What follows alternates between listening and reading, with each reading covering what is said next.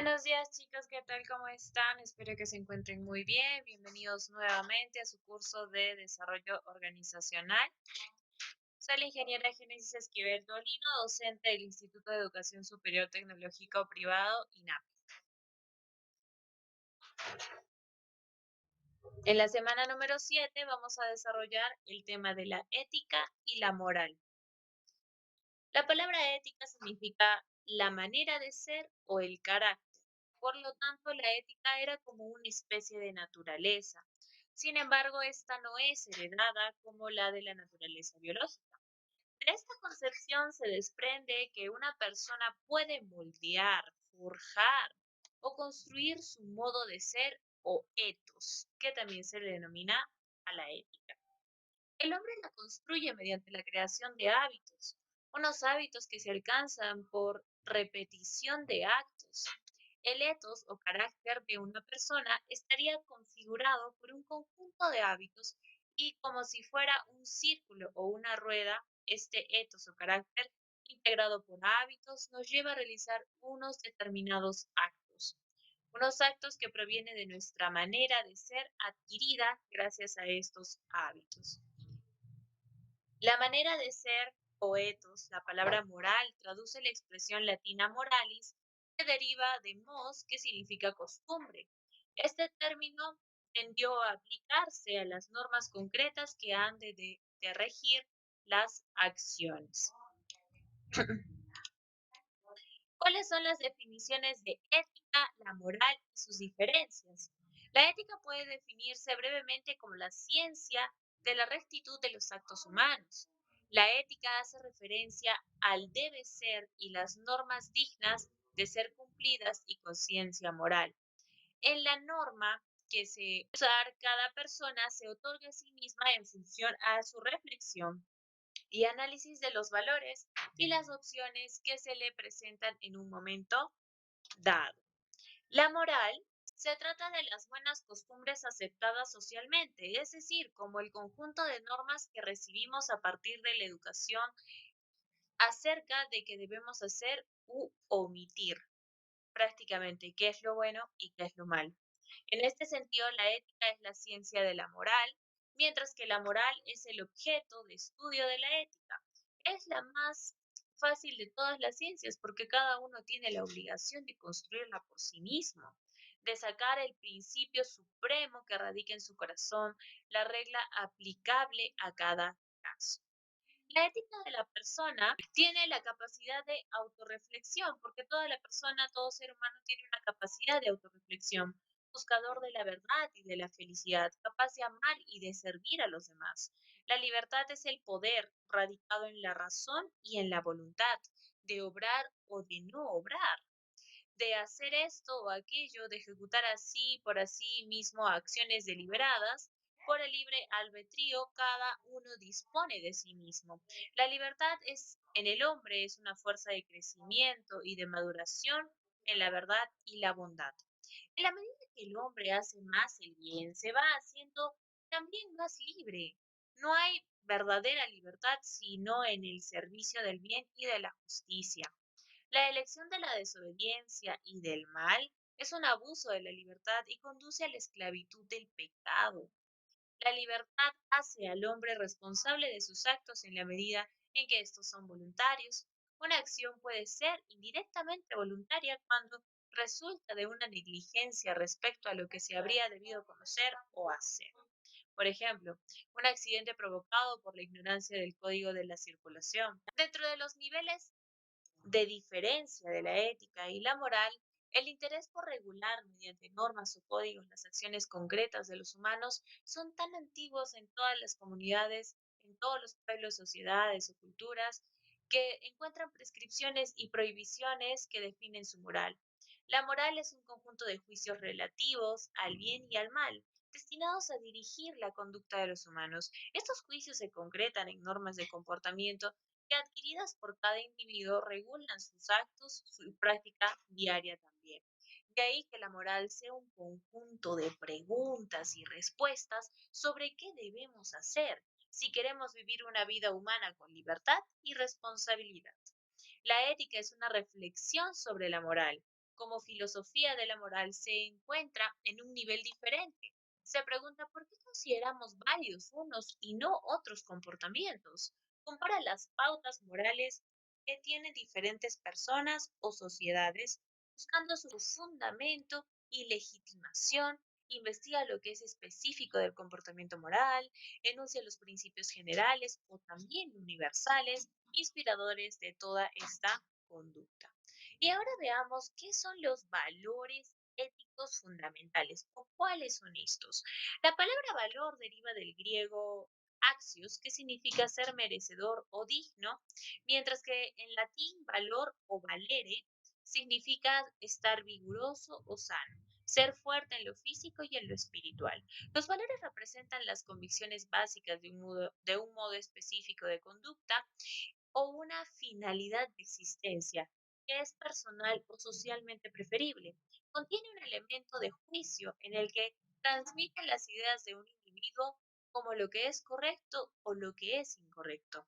En cuanto a los valores morales, la aspiración de la ética es que el ser humano alcance el mayor grado de valor que es capaz de adquirir. Para ello promueve la adquisición de los valores morales como son la justicia, la libertad, la verdad, la responsabilidad. Tenemos estos cuatro. Una vez que adquiere estos valores, el ser humano se reviste con la rectitud y la bondad moral. De este modo, los principios morales habilitan a la persona para alcanzar el sumo bien moral, que es la felicidad perfecta, la que a su vez constituye la aspiración fundamental y la meta intrínseca del ser humano. Vamos a ver cada uno de estos valores, empezando con la libertad. La libertad es la facultad de obrar o no según la inteligencia y voluntad. Cada persona tiene conciencia de su propia libertad. En cualquier momento puede verificar experimentalmente que en realidad posee la capacidad para escoger una dirección u otra, y que de hecho escoge una de ellas por propia determinación. La libertad es la facultad natural que tiene el hombre para obrar de una manera u otra. Es la facultad de hacer y decir cuanto no se oponga a las leyes ni a las buenas costumbres y la condición de las personas no obligadas por su estado al cumplimiento de ciertos deberes. Sin embargo, esta libertad presenta obstáculos y dentro de esos tenemos la ignorancia, que es la ausencia de conocimiento para elegir algo que se tiene que conocer previamente. El miedo, perturbación emocional producida por un peligro inminente. La cólera y otras emociones y pasiones, llamada ira, enojo, coraje, produce una fuerte eliminación de nuestra capacidad de elegir libremente. La violencia física y psíquica debilita hasta el grado de suprimir toda responsabilidad en lo que se refiere a la conducta realizada. Y finalmente los desajustes psíquicos, que puede ser neurosis, donde la persona se siente atada a ciertos patrones de conducta, a mecanismos de defensa, a la ansiedad y a la angustia. La libertad contiene intrínsecamente a la independencia. Estas dos tienen una relación mutua. Cuando se llega a la independencia total del ser, se puede llegar a ser libre. Una vez que uno es libre, ya no dependerá de nadie para tomar sus decisiones, serán propias y únicas de él mismo. Entonces acá vamos a hablar del acto de elegir. Las personas eligen, se deciden, adoptan una dirección en lugar de otra. A veces tienen que reflexionar seriamente frente a varios caminos que van proponiendo para poder decidirse y elegir uno al mismo tiempo que desechan los demás. Toda elección supone una renuncia. El hombre se ha visto en la necesidad de tener que conformarse con un camino entre varios. No puede adoptar todo simultáneamente. Este aspecto de la libertad es uno de los menos explicados, pero tal vez es el que produce mayores zozobras en el momento mismo en que se realiza la decisión. Y finalmente vamos a ver la inteligencia y la voluntad. El hombre se decide gracias a su voluntad. En ella reside esta cualidad o aptitud para elegir algo. La voluntad es la facultad del hombre, una inclinación de tipo racional, dirigida hacia el bien en general. El hombre usa su voluntad prefiriendo uno y desechando otros, pero con condición necesaria es preciso que previamente haya visto con su inteligencia ese camino a escoger. No se escoge sino lo que se conoce. Y la inteligencia se encarga de proponer a la voluntad los cambios que son viables, ¿no? En la colaboración de estas dos facultades tiene lugar ese fenómeno tan característico del hombre en su uso de la libertad, la deliberación. Deliberar significa pesar razones en pro y en contra. En relación con los diversos caminos que propone la inteligencia, el hombre va considerando y sopesando esos caminos en función a su previo criterio que va a adoptar. Entonces ahí es donde empieza su decisión para poder elegir qué camino va a seguir. El siguiente tenemos la verdad.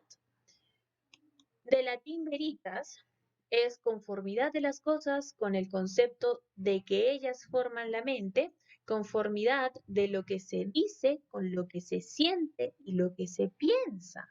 Propiedad que tiene una cosa de permanecer siempre la misma sin mutación alguna, juicio proporción, que no se puede negar racionalmente. Aquí la verdad coincide con la verificabilidad, es decir, es verdad todo lo que es comprobable y cuantificable.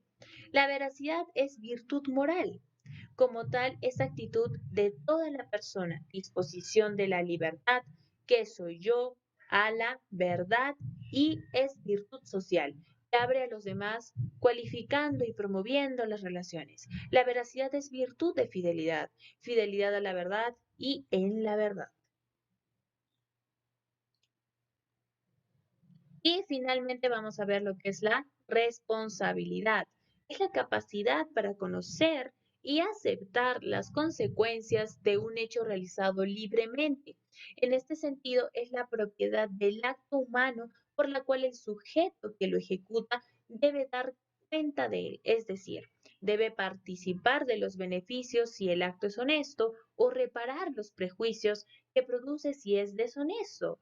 El libre albedrío consiste en el dominio de sí mismo, es la capacidad de elegir por propia determinación. Con esto el hombre se hace creador y dueño de sus actos y precisamente a partir de aquí es cuando surge esa relación inevitable por la cual el mismo sujeto ha de responder por sus propios actos. La responsabilidad es fácil de detectar en la vida cotidiana, especialmente cuando ésta es negativa. La vemos en el plomero que no hizo correctamente su trabajo, en un carpintero que no llegó a pintar las puertas en el día que se comprometió, en el joven que tiene bajas calificaciones, en el joven que no ingresó al momento a las conferencias, en el arquitecto que no ha cumplido con el plan de construcción para un nuevo proyecto y en casos más graves, en un funcionario público que no ha hecho lo que prometió o que utiliza los recursos públicos para sus propios intereses. La responsabilidad tiene un efecto directo en otro concepto fundamental, la confianza. Confiamos en aquellas personas que son responsables. Ponemos nuestra fe y lealtad en aquellas que de manera estable cumplen lo que han prometido.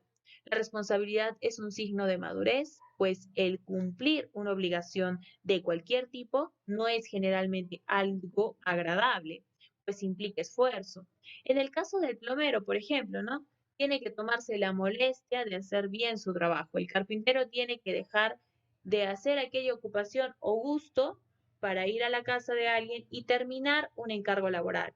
La responsabilidad puede parecer una carga y el no cumplir con lo prometido origina consecuencias. La responsabilidad debe ser algo estable, algo permanente y algo con lo que nosotros vivamos. En las imágenes les puse parte de lo que es oficina en la parte derecha. Sin embargo, en la parte izquierda vemos responsabilidad con nuestro medio ambiente. La gran necesidad que tiene ahora nuestro planeta Tierra con nosotros, que nos pide a gritos que de verdad ya tomemos conciencia de todo esto, seamos responsables de nuestros propios actos. Y aunque seas un granito de arena, ese se va a conformar en más. Tú puedes hacer que eso sea mucho más. Bueno, chicos, con esto ya hemos terminado. Muchas gracias por su atención. Los extraño un montón. Me encantaría estar en clases con ustedes. Nos vemos la próxima semana y suerte en todo. Éxitos.